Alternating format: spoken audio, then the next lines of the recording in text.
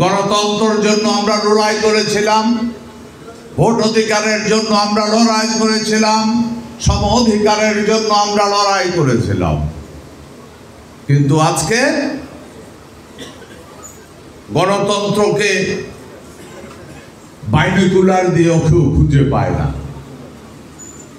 মানুষ ভোট দেওয়া ভুলে গেছে, ভোট দিতে যায় না।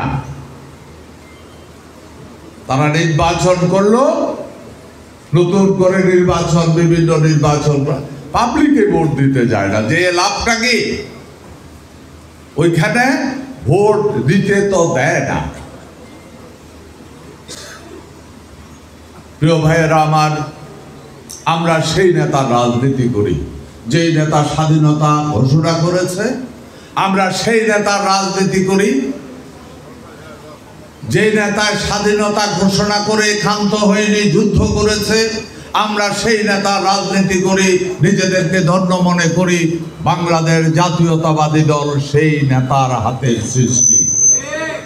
সুতরাং আমরা যারা বিএনপির রাজনীতি করি, তাদের সবচেয়ে বড় পবিত্র দায়িত্ব এবং কর্তব্য, আমাদের নেতা, আমাদের প্রতিষ্ঠাতা নেতা দেশের কল্যাণে জীবন বাজি রেখে বন্দুক হাতে নিয়েছিল, জীবন বাজি রেখে স্বাধীনতা ঘোষণা করেছিল। সেই দলের কর্মী আমরা।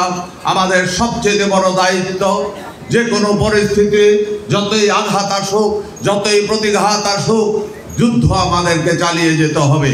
যতদিন না পর্যন্ত এদেশের গণতন্ত্র উদ্ধার হবে, ততদিন পর্যন্ত শহীদ প্রেসিডেন্ট জিয়াউর রহমানের সৈনিকেরা রাজপথে আছে, ছিল এবং থাকবে ইনশাআল্লাহ।